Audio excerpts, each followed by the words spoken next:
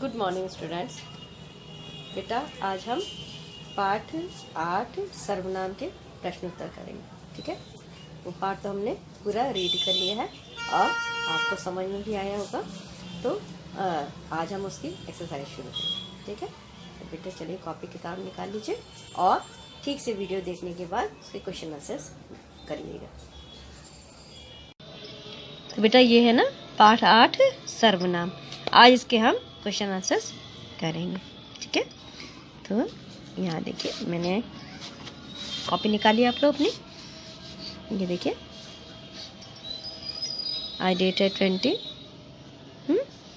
फिर 11th month है 2020। ठीक है, यहाँ डालेंगे CW, ऊपर डालेंगे पाठ 8। ये देखिए पाठ 8 है और नाम है इसका पाठ का सर्वनाम। तो ये हम यहाँ पे डालेंगे सर्वनाम, हमने डाला और इसको अंडरलाइन करेंगे। ठीक है, अब इसके बाद हम लिखेंगे बेटा निम्नलिखित प्रश्नों के उत्तर लिखिए, यानी जो क्वेश्चंस हैं उसके हमें आंसर लिखना है। तो मैं आपको क्वेश्चन बताऊंगी। पहला लिखेंगे हम बेटा प्रश्न नंबर 1। पहला क्वेश्चन है सर्वनाम किसे कहते हैं। ठीक है, सबसे मेन बात है कि सर्वनाम आखिर हम पढ़ रहे हैं तो क्या है सर्वनाम, मैं आपको समझा चुकी हूँ बेटा। अब हम इसे लिखेंगे। किसे कहते हैं, सर्वनाम किसे कहते हैं। उदाहरण, ठीक है, उदाहरण यानी एग्जाम्पल देकर समझाइए।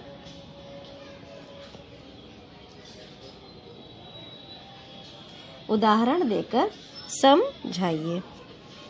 अब इसका हम लिखेंगे, सॉरी यहाँ लिखेंगे उत्तर।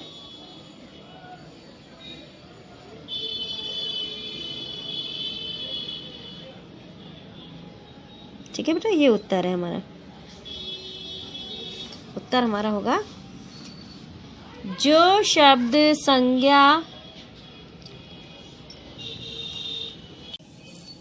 तो आंसर है जो शब्द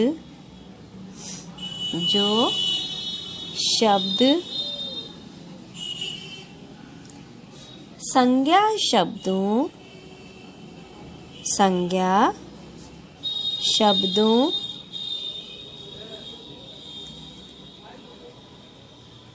शब्दों की जगह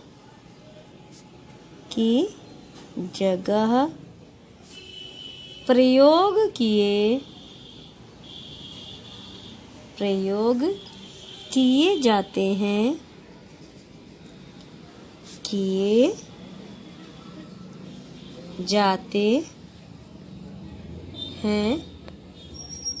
उन्हें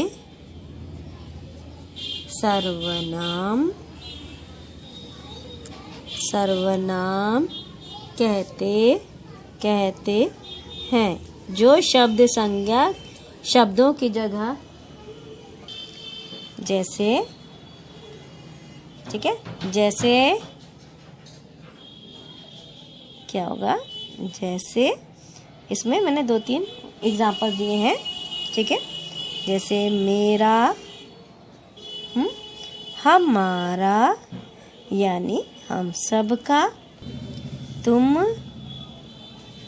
आदि। मैंने सिर्फ 3 कराए हैं, बहुत ज़्यादा करने की कोई ज़रूरत नहीं बेटा। इसी से हमें समझ आ जाएगा। जो शब्द संज्ञा शब्दों की जगह प्रयोग किए जाते हैं उन्हें सर्वनाम कहते हैं, जैसे मेरा, हमारा, तुम आदि। ठीक है, तो बेटा अभी हमने ये प्रश्न किया था ना, सर्वनाम किसे कहते हैं, उदाहरण देकर समझाइए। उदाहरण यानी एग्जाम्पल देकर ये समझाइए कि सर्वनाम किसे कहा जाता है। तो इसका आंसर हमने देखा था, जो शब्द संज्ञा शब्दों की जगह प्रयोग किए जाते हैं उन्हें सर्वनाम कहते हैं, जैसे मेरा, हमारा, तुम आदि। तो बेटा जो शब्द मैं आपको चैप्टर जब मैंने आपको क्लियर कर रही थी, जब मैं समझाया एक्सप्लेन कर रही थी, तभी मैंने बताया कि संज्ञा वो शब्द होते हैं जो सर्वनाम वे शब्द होते हैं जो संज्ञा की जगह पर इस्तेमाल किए जाते हैं।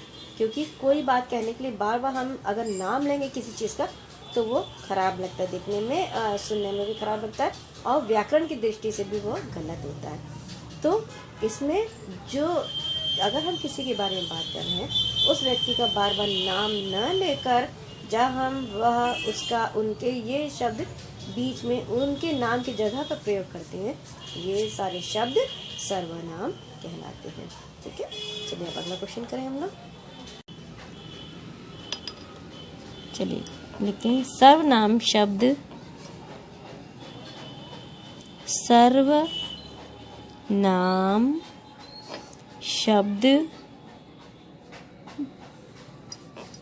किसके लिए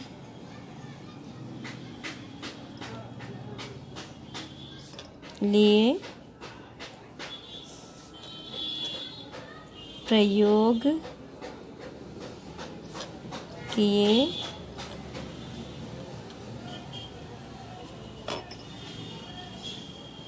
जाते हैं। उत्तर है सर्वनाम शब्द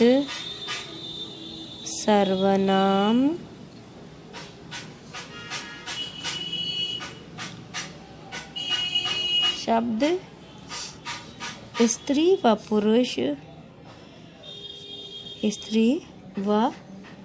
पुरुष, ठीक है, पुरुष दोनों के लिए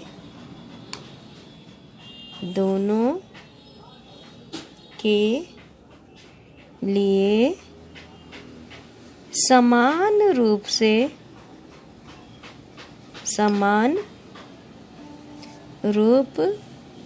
से प्रयोग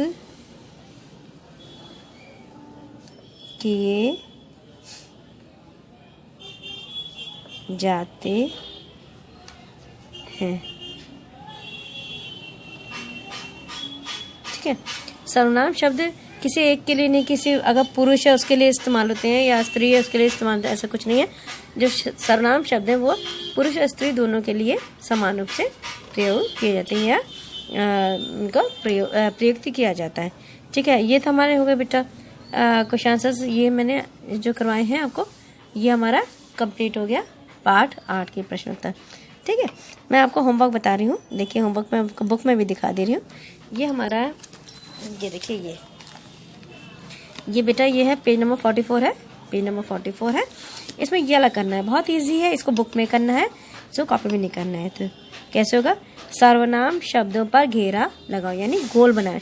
इन 3 लाइनों में जो सर्वनाम शब्दों पे गोल बनाना है। जैसे मैं बता रही हूँ आपको, एक जंगल में एक खरगोश रहता था। ठीक है, अब इसमें सर्वनाम, वह बहुत चतुर था। वह शब्द किसके लिए आया है, खरगोश के लिए आया, तो ये सर्वनाम हुआ। इसमें बस ऐसे गोला लगा देंगे। उसके कई दोस्त थे, उसके, ये सर्वनाम है, इसमें गोला लगेगा। गिलहरी, कबूतर और तोते से उसे बहुत प्यार था, उसे गोला लगे क्योंकि ये सर्वनाम है। वे सब भी उससे प्यार करते थे, वे उससे, ये दोनों सर्वनाम है, इनमें गोला लगेगा। उनकी दोस्ती पूरे जंगल में मशहूर थी, उनकी यानी खरगोश की। ठीक है, तो यानी खरगोश की, गिलहरी, कबूतर और तोते की बहुत मित्रता थी। तो इसमें उनकी दोस्ती पूरे जंगल में मशहूर थी, इसमें जो है सर्वनाम है ये है उनकी। ठीक है, तो इसमें गोला लगेगा और कुछ नहीं करना। जितने सर्वनाम शब्द है सिर्फ उनमें गोला लगाना है और किसी में भी गोला आपको नहीं लगाना है। ये आपका होमवर्क है। ठीक है बेटा, इसको आपको बुक में ही करना है। मैं लिख रही हूँ बेटा यहाँ पे, ये है अभ्यास